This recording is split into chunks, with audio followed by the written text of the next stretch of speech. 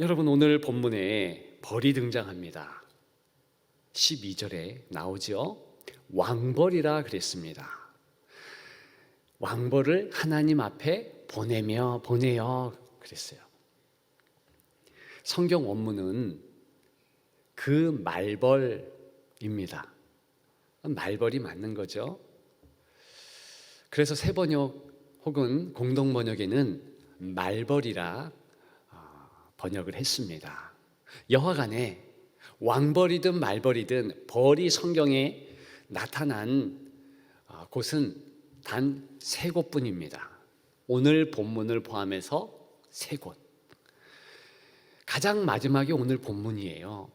처음 성경 나타난 곳, 두 번째 모세가 말한 내용 가운데 있습니다. 출애굽기 23장 28절이죠. 내가 왕벌을 내 앞에 보내리니, 이런 표현. 그리고 신명기 7장 20절입니다. 내 하나님 여호와께서 또 왕벌을 그들 중에 보내요. 다 비슷하죠? 오늘 본문은 사실은 모세가 여러 번 이야기한 그 왕벌이라는 표현을 수제자여 수종자인 이 여호수아가 그대로 받아서 기록한 내용입니다. 말한 내용이지요. 왕벌. 그런데 이 왕벌은 실제로 말벌이라든가 살아있는 한 마리 벌을 이야기하는 것이 아닙니다. 비유적인 말이죠. 왜 그러냐 하면 단 한 마리의 벌이 오늘 본문에만 보면 두 왕을 쫓는다 그랬어요. 그런데 모세가 한 이야기는 두 사람만 쫓는 게 아니라 각 족속들, 오늘은 11절에 7족속이 나오는데 이 7족속들을 다 쫓는다. 적어도 수만 명을 쫓는 것이지요. 게다가 숨어서 있는 자들도 또한 멸한다. 이렇게 말하고 있습니다. 그러니까 한 마리 벌이 진짜로 할 수도 있지만 하나님의 능력으로 할 수 있죠. 그러나 그렇게 이해하기보다는 비유적 표현이라 말할 수 있는 것이죠. 왜 그래야 되냐면 가장 처음에 나타난 출애굽기 23장 거기에 보면 이 왕벌은 이걸 뜻하는구나 라고 깨달을 수 있는 평행 용어가 있다는 것입니다. 그게 뭐냐면 바로 출애굽기 23장 27절에 나타나고 있는 위엄이라는 단어예요. 내가 내 위엄을 내 앞서 보내어 내가 이를 곳의 모든 백성을 물리치고 내 모든 원수들이 내게 등을 돌려 도망하게 할 것이며, 똑같은 내용이죠. 위엄만 바뀐 거예요. 왕벌 대신 위엄이란 단어를 사용한 것입니다. 그러면 히브리 말의 위엄의 뜻을 조금 더 쉽게 여러분들에게 말씀드리면 두려움이란 뜻입니다. 특히 죽음에 대한 공포, 이것을 위엄이라는 단어로 말하고 있는 것이지요. 실제로 가나안 거주민들은 이스라엘 백성들이 진군해 온다, 이 소식을 들었을 때에 정말 힘들어했습니다. 여러 번 여호수아서에 보게 되면 간담이 녹았다, 마음이 녹았다, 정신을 잃었다. 특별히 여호수아 5장 1절에 보면 마음이 녹았고 정신을 잃었더라 그랬죠. 여러 번 여호수아에서는 이러한 이 가나안 백성들의 정황을 말해주고 있는 것입니다. 그래서 왕벌은 두려움이구나, 특별히 죽음이 야기시키는 공포, 전쟁 때문에 일어나는 그 공포를 말하는구나 알 수 있는 것이지요. 여러분, 12절에 내가 왕벌을 너희 앞에 보내요. 여러분들은 어떤 느낌이 드십니까? 두렵고 떨림입니까? 큰일 났구나. 부정적인 느낌입니까? 사실은요, 오늘 본문의 이 왕벌이라는 표현은 하나님의 사랑의 모습을 우리가 힐끗 볼 수 있다는 것이죠. 느낄 수 있다는 것이죠. 이야, 그렇구나. 이 왕벌은 하나님께서 이토록 우리를 붙잡으려고 하시는 거구나. 그걸 알 수 있다는 것입니다. 그러니까 오늘 본문의 이 왕벌이라는 단어의 내용은 바로 부정적인 것 부각시키는 것보다 긍정적인 것, 하나님께서 세상 사람들, 우리를 향하여서 깨닫게 하시고 돌이키게 하려는 마음이 있다는 것을 알 수 있다는 것입니다. 여러분, 저는 왕벌을 통해서 두려움의 긍정적인 측면을 좀 살펴보고 싶어요. 특별히 죽음의 공포, 그것이 그렇게 부정적인 내용인가, 그런 부분 살펴보고 싶습니다. 여러분, 영적으로 보면 적어도 벌에 쏘이면 강건해지고 머리가 총명해진다, 사실입니다. 오늘 왕벌에게 영적으로 쏘이면 괜찮다는 거예요. 그 내용을 몇 가지로 살피겠습니다. 왜 이 왕벌이 긍정적인가? 첫 번째는 가나안 족속들에게 긍정적입니다. 즉 기회를 줬다는 거예요. 기회를.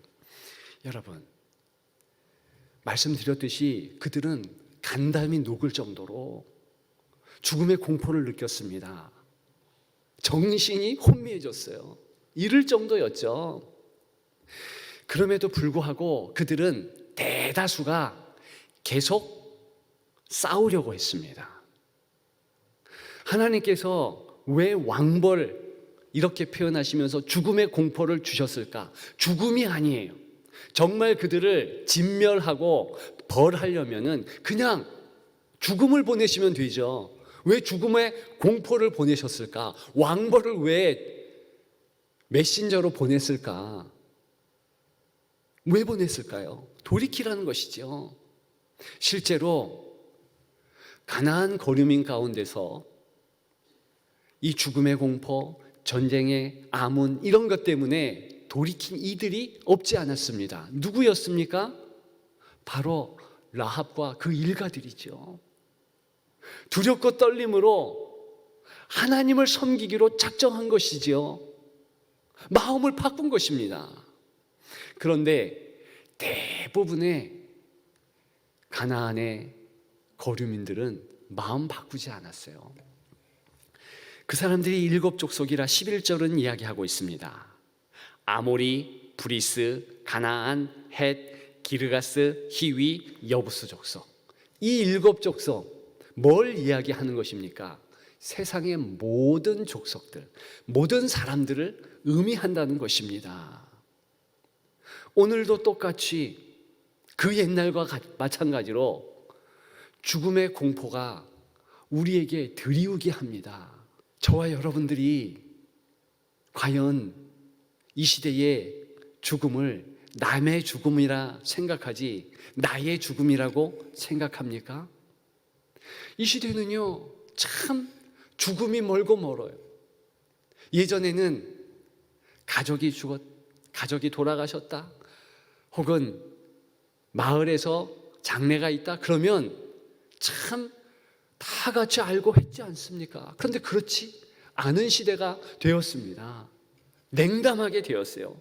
무감각하게 되었어요. 이것이 우리 시대의 단면이라는 것입니다. 그 옛날 가나안 족속과 같이 어떻게 인생에 무릎 꿇어야 할 상황에도 당당하며 나아갈 수 있는지요.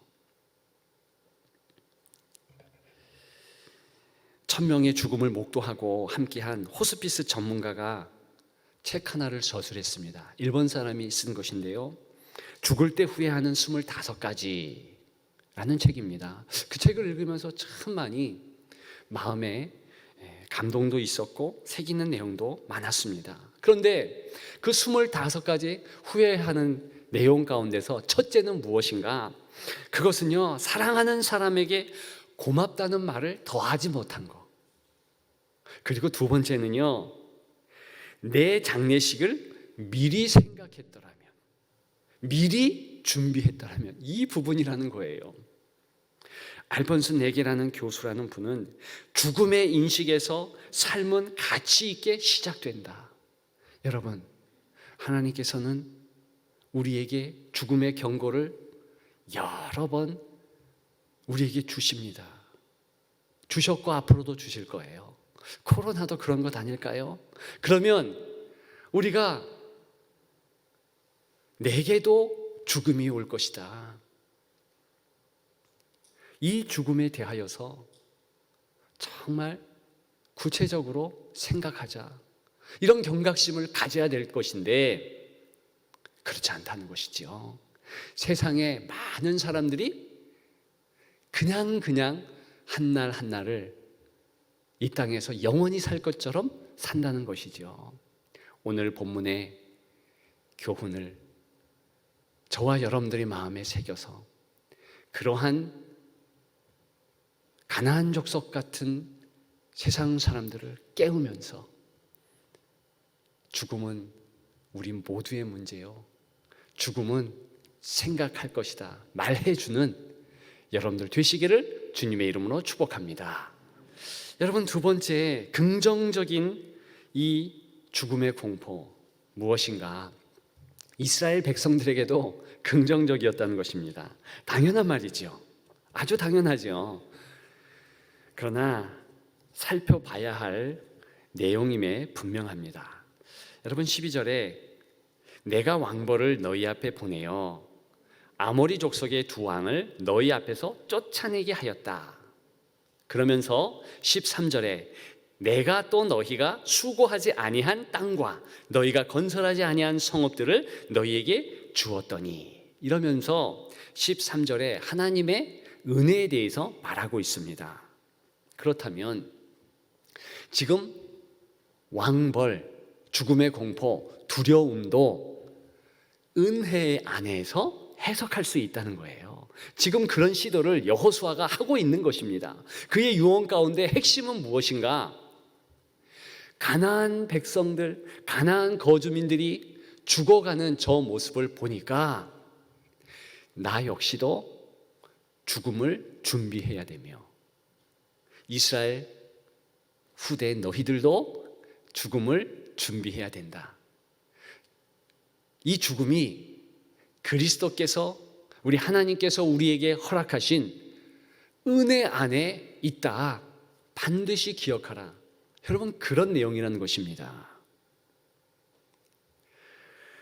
성도에게 특별히 죽음은 어떤 의미겠습니까? 그것은요,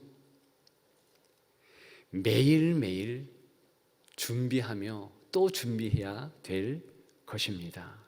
그리고 은혜 안에서 축복의 한 방편인 거예요. 이 죽음을 통해서 우리는 천국으로 가게 되는 것입니다. 주께서 이 땅에 재림하는 그런 순간이 우리가 개인적인 죽음 이후에 오게 된다면 우리는 반드시 이 땅을 떠나게 되는 것이지요.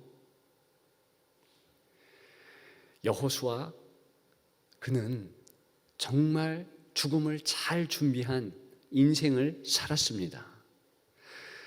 지난주 여호수아의 실수 우리가 좀 설교 가운데 다루지 않았습니까? 실수했지요. 지난주 다른 그 실수뿐만이 아니라 기도한 사람들을 기도 없이, 기도하지 않고 그냥 덥석 받아들여서 큰 나중에 화를 당하는 그런 실수, 이런저런 실수들을 했습니다. 그럼에도 불구하고 여호수아는 탁월한 신앙의 모범을 보여줍니다. 오늘 본문을 포함해서 이 여호수아의 유언, 23장, 24장 쭉 있는 것이지요. 나이 많아 늙음에 우리가 이러한 유언을 하는 여호수아라 생각할 수 있지만, 사실 여호수아는 이렇게 말하기 위해서 그의 일상은 죽음을 매일매일 준비했던 신앙이라는 것입니다. 여러분, 그의 주군이었던 모세도 동일한 모습을 보여주었습니다. 모세의 유언이요, 신명기인 거예요. 얼마나 그 내용이 방대한가. 죽을 때가 되어서 갑자기 그 내용들을 쏟아내고 기록한 것이 아니라는 것입니다. 평소에 계속 죽음을 준비한 거예요. 타산지석, 가나안 백성들의 죽음을 전망하면서 또 여호수아 그런 것들을 조망해 보면서 나의 닥쳐올 죽음을 생각한 것이요. 여러분, 구약 성경에 보면 24번이나 족보가 나옵니다. 대표적으로 창세기 5장의 족보가 유명합니다. 그 족보가 무엇일까요? 낳고 낳았다. 그리고 죽고 죽었다. 969세를 산 무드셀라라 할지라도 이 땅에서 죽었다. 자명한 죽음이라는 거예요. 성도 또한 그러므로 죽음을 준비해야 된다는 것입니다. 우리 한국의 성도 가운데 참 존경받을 선대의 귀한 성도가 계십니다. 손양원 목사님, 주기철 목사님 순교자들이시죠. 그런데 주기철 목사님 순교의 모습 아주 우리가 유명하고 잘 알고 있습니다. 여러분, 그런데 주기철 목사님이 그렇게 신사참배를 반대하고 끝까지 순교하기 위해서 그의 묻혀졌던 일상의 삶을 여러분들은 아셔야 된다는 것입니다. 제가 그 가족들에게 직접 들은 내용인데, 주기철 목사님은 평소부터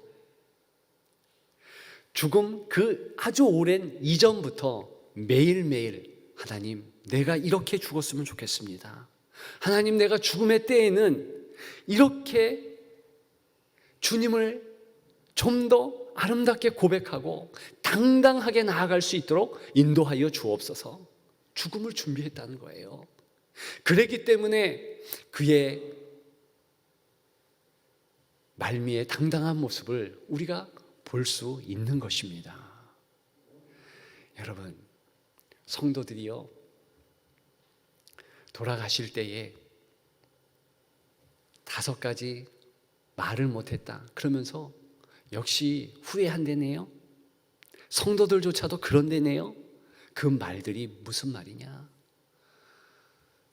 더 사랑하지 못했다, 더 미안하다고 말하지 못했다, 이런 내용이에요. 그 가운데 가장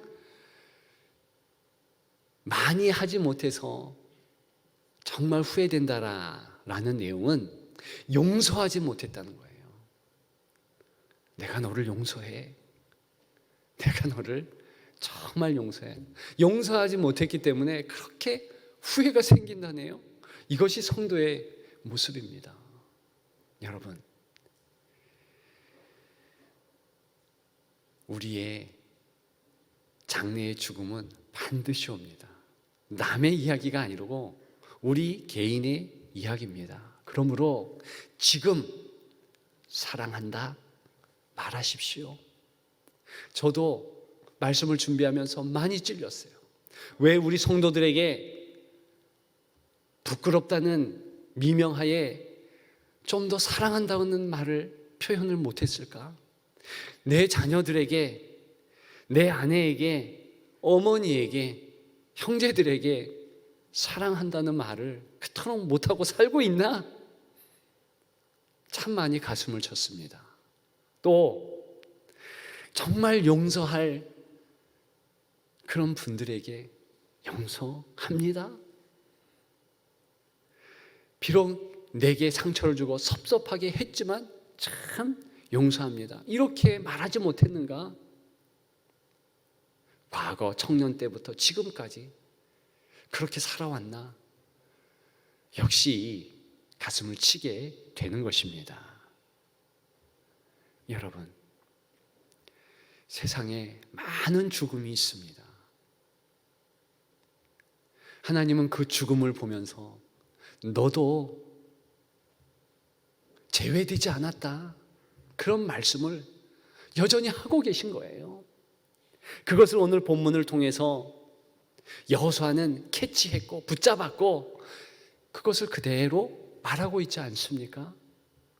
기억하시면서 나아가시는 여러분들 되시기를 주님의 이름으로 축복합니다. 여러분, 마지막 세 번째, 왜 긍정적이고 귀한가?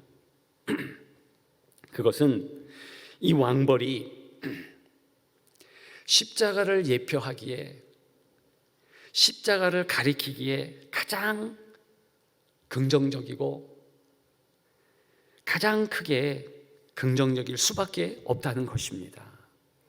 여러분, 지금이 사순절이죠. 주님의 십자가 생각하는 귀한 절기입니다. 그런데요, 오늘 이 왕벌, 두려움의 내용, 죽음의 공포, 이런 것들이 다 인생을 끝까지 책임지시며 하나님 앞에 돌아오라 하는 하나님의 초청 아니겠습니까? 하나님의 사랑 아니겠어요? 십자가도 그런 것이죠. 왕벌 안에도 십자가에 하나님의 큰 사랑이 깃들여 있다는 것입니다. 모든 족속, 여전히 예수를 구주로 고백 못하는 자들에게도 새롭게 기회를 주시고, 그리고 예수님을 구주로 고백하는 이들에게 죽음을 준비하며 하나님을 만날 그 날을 사모하라. 그것이 왕벌이라면, 두려움에 깃든 하나님의 마음이라면 가장 선명하게 부각되는 것은 바로 십자가지요. 여러분, 저와 여러분들이 이렇게 살아갈 수 있는 한순간 한순간은 예수 그리스도의 십자가의 피보혈 때문에 그렇습니다. 여러분, 가나안 땅에 들어가기 전에 우리 하나님께서는 전투하기 전에 기억해야 될 것이 있다 하면서 유월절 예식을 행하라, 절기를 지키라 그랬습니다. 유월절은 무슨 내용을 담고 있습니까? 그 옛날 출애굽하기 바로 직전에 이제 장자의 저주, 장자들을 다 죽이는 그런 죽음의 역사가 애굽 땅에 들이오지 않았습니까? 어린 양을 잡아서 그 피를 문설주에 바르면, 그러면 그 피보혈로 인하여서 그러한 죽음이 넘어간다. 이것이 유월절이잖아요. 그대로 예수님의 피보혈을 상징합니다. 세상 죄를 지고 가는 하나님의 어린 양. 오늘 이스라엘 백성들과 가나안 족속들의 차이는 무엇입니까? 똑같이 죄를 졌고 똑같이 하나님 앞에서 못된 죄인일 뿐입니다. 그런데 다른 것이 있다면 예수 그리스도의 피보혈이 이스라엘 백성들에게 덮여 있는 것이죠. 그것으로 보호받는 것이죠. 여러분, 기억하시면서 우리에게는 십자가의 은혜가 있다. 예수 그리스도의 죽음으로 우리의 죽음은 감사가 넘친다, 은혜가 있다 기억하기를 주님의 이름으로 축복합니다.